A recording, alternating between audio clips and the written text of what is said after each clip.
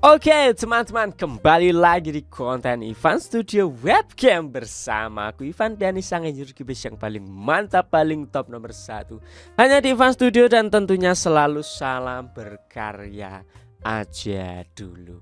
Oke ma bro, selamat datang kembali di videoku yang berjudul tentang review speaker Adam Audio, dimana teman-teman di video pertama kan kemarin aku sudah menceritakan sekilas ya tentang aku upgrade speaker teman-teman ya, dari yang harga 3 jutaan recording teh ke ini Adam sekitar 13 jutaan kemarin aku dapatnya gitu teman-teman. Nah, setelah pemakaian kurang lebih 2 minggu ya, kurang lebih ya teman-teman, 10 hari sampai 2 minggu, ada beberapa hal yang mungkin bisa aku ceritakan kembali update-nya gitu ya, tentang spesifikasinya lebih detail, lebih lanjut, kemudian karakter suaranya seperti apa, kemudian pemakaianku bagaimana. Nah, ini nanti mungkin bisa menjadi referensi buat teman-teman semuanya yang nonton gitu ya teman-teman. Nah, jadi langsung saja kita bahas tentang speaker Adam Audio T7V ya. Nah, di sini aku sudah merangkum beberapa catatan ya teman-teman dari informasi yang aku dapat, entah itu dari manual booknya, kemudian dari ChatGPT, juga dari pengalamanku pribadi juga tentunya tidak aku lewatkan. Nah, semoga ini bisa mencerahkan, bisa memberikan gambaran buat teman-teman yang mungkin tertarik dengan speaker Adam Audio T7V ini gitu ya teman-teman. Jadi dari luarnya dulu, kalau kita lihat Adam Audio ini yang di seri ini desainnya aku cukup suka teman-teman ya, cukup garang gitu ya aku yang 7 inch ini. Kemudian ya seperti biasalah ya, bentuknya cuman kotak begitu aja, tidak ada yang istimewa. Cuman nanti ada part istimewa di bagian depan yang akan aku ceritakan. Nah, di bagian belakang dulu teman-teman, di sini dia seperti pada umumnya speaker, dia memiliki port bass di belakang ya. Sayangnya itu sih, sayangnya dia belum di depan. Memang kalau untuk yang harga segitu ya wajar lah ya gitu, karena yang di depan itu portnya yang seri A itu udah 25-an teman-teman harganya ya, cukup jauh, tapi portnya di depan gitu. Nah, ini portnya di belakang, tetapi it's okay, karena menurutku walaupun di belakang tetap masih enak, masih ya nggak masalah lah gitu ya di studioku.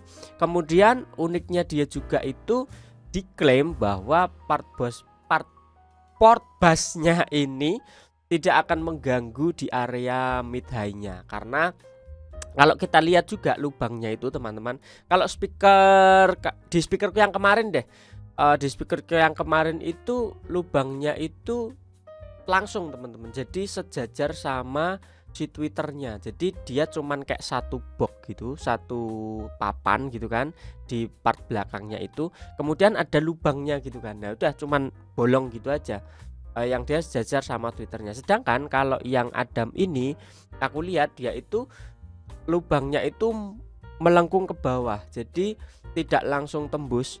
Posisinya kan sejajar dengan Twitter sebenarnya. Nah, tapi dia lubangnya itu jadi nggak sejajar sama Twitter, karena dia ketika masuk ke dalam itu ada masuk gini, set turun ke bawah gitu.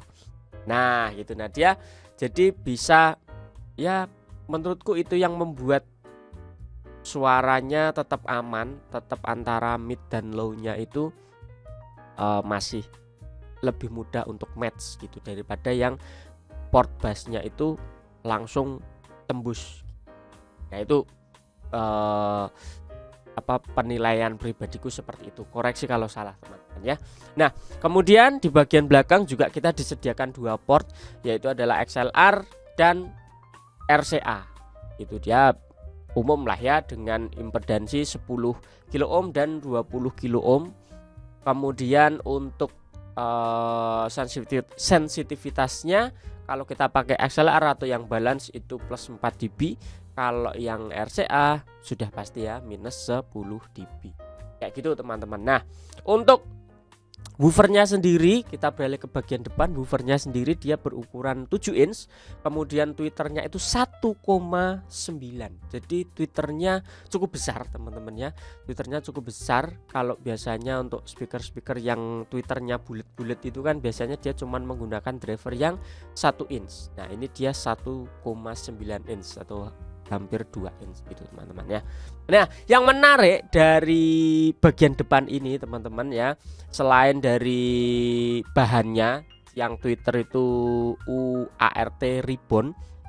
Nah, di Twitternya ini itu ada waveguide-nya teman-teman. Kalau kalian perhatikan itu ada corongnya yang berbentuk corong.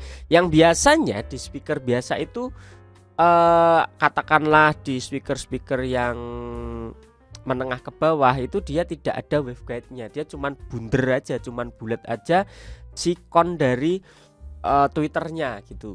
Kayak recording tehku kemarin juga begitu. Kemudian ada beberapa speaker juga seperti itu. DS seingatku juga cuman bulat gitu aja, dimana waveguide ini bisa membantu untuk mengontrol dispersion dari suara yang kita terima. Jadi dia bisa lebih terarah, lebih terkontrol, tidak terlalu menyebar kemana-mana. Khususnya ini di Twitternya ya gitu. Nah, jadi ini sangat-sangat fungsional, sangat-sangat membantu. Tidak cuma sekedar desain tapi juga fungsional gitu teman-teman ya. Dan ini juga diklaim oleh pihaknya Adam sendiri bahwa waveguide ini ya memang sudah dirancang, sudah diperhitungkan sedemikian rupa untuk menciptakan produksi suara yang lebih optimal ketimbang yang tidak menggunakan waveguide di Twitternya gitu. Nah, kemudian untuk woofernya tadi 7 inch dengan bahan polipropilen. Nah, ini yang banyak sekali ditanyakan dari teman-teman waktu live streaming gitu ya. Mereka tanya, "Mas, gimana rasanya pakai speaker dengan bahan woofer yang bukan karbon?" Karena yang biasanya kan kita pakai karbon tuh kalau speaker-speaker pada umumnya itu pakai karbon. Recording tehku kemarin juga karbon gitu teman-teman. Nah, memang aku mengakui teman-teman bahwa ada sedikit perbedaan untuk produksi di low frekuensi. Karbon dengan polipropilen ini lebih keluar atau lebih dapat low frekuensinya ketika menggunakan karbon. Memang ya tepat itu teman-teman ya. Tetapi ada banyak kelebihan juga ketika menggunakan bahan polipropilen ini, di mana ya dia tidak mudah lembab, dia tidak mudah robek seperti karbon. Bahkan dia diklaim tahan panas, tahan cairan, tahan bahan kimia dan lain sebagainya kayak gitu. Kalian bisa googling sendiri apa itu polipropilen, aku tidak akan menjelaskan secara detail. Intinya kenapa ada memilih bahan itu ya karena dianggap lebih efektif ketimbang menggunakan karbon gitu. Tetapi dari reproduksi suaranya memang perlu diakui kalau penggunaan karbon itu buat teman-teman yang mungkin suka dengan sound yang dominan low frekuensi itu cocok kalau menggunakan karbon. Nah, tetapi kalau aku pribadi, aku tidak begitu masalah dengan bahan si polipropilen ini karena ya masih enak-enak aja low frekuensinya, masih bisa dikontrol. Apalagi di bagian belakang tadi kelewat teman-teman, di bagian belakang itu masih ada switch atau saklar untuk kita adjust di high frekuensi dan low frekuensinya itu bisa kita boost 2 dB atau kita cut 2 dB. Jadi buat teman-teman yang merasa kurang low frekuensinya itu bisa kalian boost aja di bagian low frekuensinya. Jadi shelving gitu ya teman-teman. Nanti mungkin aku bisa tampilkan grafiknya untuk shelvingnya itu bagaimana maksudnya di low dan high frekuensinya. Kayak gitu teman-teman. Jadi itu secara desain luarnya, secara fisiknya teman-teman ya. Nah, kemudian kita akan masuk ke beberapa teknis-teknis yang ini mempengaruhi penggunaanku teman-teman gitu ya. Tentunya yang tidak bukan yang kalian tunggu-tunggu adalah frekuensi respon dong gitu. Dan ada satu poin lagi yang menurutku juga tidak kalah penting, yaitu adalah tentang dispersion coverage atau diversion.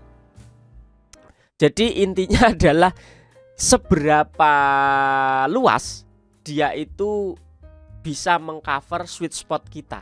Jadi sebelum ke frekuensi respon, kita akan bahas di dispersion ini dulu ya teman-teman. Jadi dia kalau horizontal coverage-nya itu ada di 106 derajat, cukup lebar ya. Jadi kanan kirinya itu 106 derajat kalau kalian ukur. Kemudian untuk vertikalnya itu 86 derajat, naik turunnya itu sampai 86 derajat vertikal horizontal gitu ya teman-teman. Nah itu membuat sweet spot kita yang duduk itu tidak harus tepat banget seperti di speaker-speaker biasa yang mungkin dispersion coverage-nya itu sempit. Jadi kalau misalkan teman-teman kita duduk begini, ini sweet spot kita nih. Misal ini sweet spotku di sini. Nah, ketika aku mixing kan otomatis biasanya tidak akan stay di sini terus, ada di titik tengah ini terus. Kadang kita ada sedikit ke belakang, kadang ada sedikit ke depan, kadang juga ada ke samping kanan kiri. Nah, kalau kita menggunakan speaker yang dispersion coverage-nya itu tidak luas, nah itu cukup mengganggu teman-teman. Karena aku mengalami beberapa speaker, terlebih aku lama menggunakan recording tech kemarin ya, speakerku yang sebelumnya yang 6 inch itu, ketika aku geser sedikit aja, ketika aku mixing misalkan aku capek gitu ya, aku perlu peregangan, nah itu aku kadang selonjoran gini, otomatis kursiku agak mundur sedikit, itu suara yang didengar itu sudah sangat-sangat berbeda teman-teman. Jadi sweet spotnya hilang semudah itu teman-teman. Ketika aku maju sedikit, ketika aku geser sedikit, ketika aku ke belakang sedikit, itu sudah berubah sweet spotnya. Berbeda ketika dengan benar-benar berada di tepat sweet spotnya. Nah ini enak nih, dari low frekuensinya sampai high frekuensinya itu enak di telinga. Tapi kalau geser berubah. Yang sering berubah adalah biasanya bagian low frekuensinya. Kalau kita semakin ke depan maka low frekuensinya semakin hilang. Kalau kita semakin ke belakang maka low frekuensinya semakin gede, semakin tinggi. Biasanya itu yang sering terjadi gitu teman-teman ya. Itu contoh yang simple, yang kecil aja deh, yang sederhana. Coba kalian cobain di speaker kalian, apakah itu terjadi gitu ya. Nah tetapi untuk di Adam Audio ini aku cukup puas karena dispersion coverage-nya tidak sesempit di speakerku yang sebelumnya. Jadi aku mau gerak sebagaimanapun masih cukup aman gitu teman-teman. Mau maju, mau mundur, mau geleng-geleng begini, itu masih cukup aman teman-teman. Tidak yang tiba-tiba kok low frekuensinya jadi beda, kok low frekuensinya jadi lebih dominan, padahal nggak diapa-apain EQ-nya. Kok low frekuensinya jadi kepotong gitu, padahal kita nggak low cut misalkan gitu. Nah jadi masih aman untuk ruanganku saat ini. Untuk mungkin beberapa treatment juga yang bisa dibilang teman-teman mungkin nanti ruangannya belum di treatment yang semaksimal mungkin, nah ini masih bisa menyesuaikan dengan sweet spot kita teman-teman. Nah itu tentang dispersion coverage yang tadi juga berhubungan dengan waveguide yang dimiliki oleh si Twitternya kayak gitu. Nah ini cukup penting buat aku teman-teman ya. Mungkin buat beberapa orang tidak penting atau tidak kerasa, tetapi buat aku ini cukup penting gitu teman-teman. Karena di speaker yang sebelumnya itu cukup mengganggu gitu. Karena kita nggak mungkin kan diem aja kayak patung gini ketika mixing, diem aja di tengah begini tanpa geleng-geleng, tanpa maju mundur, capek juga gitu. Nah kemudian kita memasuki untuk ke frekuensi responnya teman-teman ya. Frekuensi responnya kalau kita baca di manual booknya, untuk seri yang 7 inch ini dia mengklaim bahwa dia bisa sampai di 39 Hz paling bawah, kemudian paling atasnya di 25.000 Hz gitu teman-teman. 39 Hz sampai 25.000 Hz. Nah, tetapi dengan pengukuran measurement itu sebenarnya betul sampai di 39 Hz, tetapi terjadi penurunan atau terjadi roll off itu mulai di 50 Hz, teman-teman. Nah, jadi ini bisa menjadi catatan juga buat kalian. Sekali lagi buat teman-teman yang suka glur soundnya, nah perlu dipertimbangkan. Tetapi kalau untuk aku sendiri pribadi, penggunaanku yang mixing tidak memerlukan low frekuensi yang cukup glur, yang cukup dominan, ini masih aman. Bahkan bisa dibilang tanpa subwoofer pun cukup aman untuk seri yang 7 inch ini, teman-teman, gitu. Karena ini kalau kita lihat roll off-nya di 50 dan tidak langsung cut gitu ya, tetapi ya cukup landai lah gitu. Walaupun ya ini tidak landai-landai banget ya, langsung kepotong gitu. Tetapi klaimnya sampai 39 Hz itu dia masih bisa mereproduksi suaranya. Itu, teman-teman. Sekali lagi di belakangnya ada switch untuk kalian bisa boosting low frekuensi. Jadi nanti shelving gitu dari 50. Oh enggak, dari 200. Dari 200 dia ke shelving gitu, teman-teman, ke boost. Itu. Nah, itu bisa membantu kalau teman-teman memilih speaker ini tetapi juga pengen yang agak glur gitu. Lumayan, teman-teman, 2 dB itu lumayan. Kemarin aku udah coba, ya cukup signifikan untuk penambahan boostingnya ini gitu. Ketika di-cut juga sangat signifikan juga. Misalkan treatment ruangan kalian tidak proper, tidak oke, low frekuensinya mantul-mantul, tidak bisa dikontrol, kalian juga bisa cut gitu. Dan ini berlaku untuk high frekuensinya juga. Nah, kalau kita lihat lebih detail lagi untuk si frekuensi responnya ini, tadi kan di low-nya ya, low-nya sudah ketahuan bahwa 50-nya dia mulai roll off. Tetapi di bagian mid high-nya, nah ini cukup menarik, teman-teman, karena dia cukup linear ya. Jadi kalau dibilang orang-orang biasanya menyebutnya flat gitu ya, disebutnya speaker ini tergolong speaker yang flat gitu ya. Nah, dari frekuensi respon dari data analitik ini resmi dari Adam Audionya ya, ini tidak bisa kita sangkal. Kalau kalian tidak percaya, mungkin kalian bisa mengukur sendiri dengan mic measurement juga gitu, teman-teman ya. Jadi kesimpulan dari aku menggunakan speaker Adam Audio ini, teman-teman, aku merasa puas dengan harga segitu, worth it. Kalau dibilang aku upgrade, ya jelas upgrade karena memang tujuanku upgrade. Dan speaker sebelumnya harganya cuman 3 jutaan, bahkan mungkin sekarang kurang dari 3 juta, itu 6 inch. Ini 7 inch di harga 13 juta sekian. Jadi menurutku ini sangat-sangat worth it. Bahkan banyak teman-temanku juga yang menggunakan malah cuman di 5 inch gitu, katanya sudah cukup, 5 inch sudah cukup. Nah, kembali lagi ini preferensi ya, teman-teman. Kalau kalian memang mixingnya tidak memerlukan low yang cukup keras, atau kalian karakternya telinganya itu tidak yang gler-gler banget, atau juga disesuaikan dengan kondisi ruangan. Misal ruangan kalian tidak besar, kalian bisa memilih yang seri 5 inch. Nah, ini di ruanganku ini dengan ukuran 4x5, nah ini cocok, pas banget dengan si 7 inch. Tuh, kemarin pakai yang 6 inch itu juga cukup.